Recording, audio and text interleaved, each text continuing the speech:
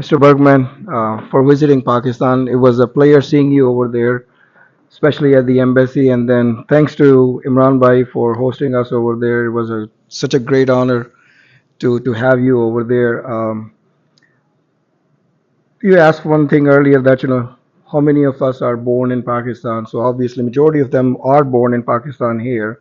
And I always say that I was born in Pakistan, but I'm raised in United States. Pakistan has given me the identity, but all my success is here. So I can proudly say that both countries are my home countries, and I always feel um, for both countries. So right now, as you have seen the incident of Indians' actions against Pakistan, and I like to bring a little bit of a history, um, which is happening for last almost for 5 decades. But before that, I like to appreciate U.S. that U.S. has was the second country who really recognized Pakistan as a sovereign state after Britishers did that. So start off in 1971, just before the 1971 war. At that time, Indians hijack a plane diverted to Lahore. Later on, it was disclosed that it was the army who actually did that. Fast forward back in 2000 when President Clinton visited India, there were 35 Sikhs killed in Kashmir. I know you visited Kartarpur and all that. Uh, it was Indians general actually who eluded after that. It was their internal incident. In 2001, again, same thing happened. In 2003, same thing happened again. In 2007, this was probably the worst tragic incident when 168 people were killed in a train which they were trying to basically undermine the peace process between the two countries. And then in 2019, again, the Indian Army, the paramilitary people, they were killed about, I think there were about 34 people, and now the most incident. Before I really talk about the most recent incident, I like to go back about a month and a half ago when there was a train hijacked in Pakistan, known as Jafar Express, and Pakistan was very vocal about sharing the evidences that it was Indians behind that incident. And I strongly believe, again, this is my personal opinion. I mean, I don't want you to think about that I'm just representing anybody. This is my personal opinion that this such incident that has happened, I think this is basically India is trying to counter back where Pakistan was vocal, providing all the evidence. The Indians are behind it. And as of today, India has not provided one single incident about this specific incident. It's very interesting to point out, Congressman, that when we see the police report filed, they said incident particularly started at 1:50 and ended at 2:20, and the police report was filed at 2:30.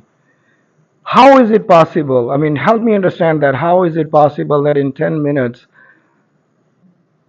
someone actually traveled from the place of the incident to the police station, which takes about an hour? It seems like it is pre-planned. And in just 10 minutes, they were able to find out and pinpoint that these are Pakistani terrorists. And as of today, Indians have not provided one single evidence. Instead, they are just continuously making some of those allegations and they want to attack Pakistan. I mean, the war, like what you said, war doesn't help anybody. And we're talking about China. Interestingly, I was studying in the morning today. If US has to pull out of China completely, China ranks at number 8, whereas India ranks number 3. Obviously, it is not in the best interest of United States as well to pull out of China. On the other hand, when it comes to the militants about the terrorist attacks in Pakistan, I think Pakistan is paying a very dearly price by being the United States ally. I think it's a time for US to recognize and understand the geopolitical situation over there. That geopolitical situation needs to be corrected by only one way when US stops seeing Pakistan through India's prism. Otherwise, otherwise, if we continue to see Pakistan through India's prism, there is absolutely no way we can truly justify what is happening in Pakistan and all that. I mean, we are trying to pull everything out of China. Everything is going back to India. How do we really stabilize the region over there if Pakistan doesn't get their fair share? So my question to you is, what can we do? We want to make great America great again, but we want to make sure that not only we make America great again, we want to make sure we make the world great again by having peace, by not having any wars. People, they have the right to live, and we should promote the peace in the world. So thank you. I'm gonna make a very short comment. Short comment of I am, because if I haven't studied something in detail, I don't make comments, okay? I have written down for you.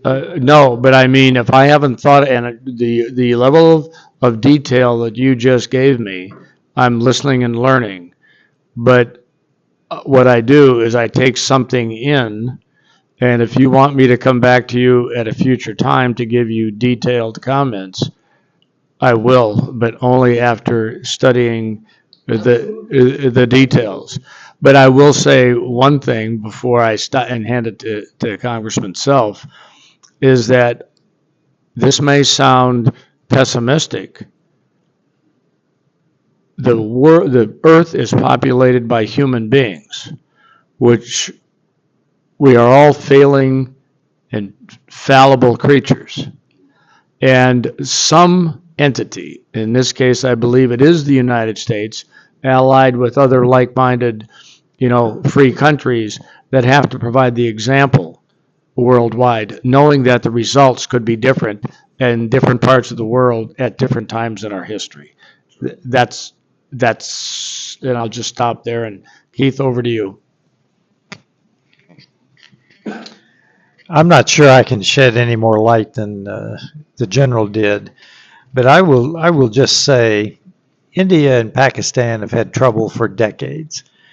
They are both significant nations, 250 million in Pakistan, 1.4 billion in India, both nuclear powers. Folks, I commanded a nuclear detachment in Special Forces. We carried a suitcase nuke around on our backs, and I stood strategic nuclear watch at UCOM for a whole year, where I knew all of the war plans and I could study them. And my job was to study them and then act as a nuclear command and control headquarters should the Pentagon or NORAD be destroyed. So nuclear war is unthinkable. And I will tell you, when any war starts, you cannot control it. Once you let loose the dogs of war, they go where you don't know. So my only point to all of this is I hope that India and Pakistan can keep their troubles to a low level until they can be solved, because war between Pakistan and India is unthinkable, folks.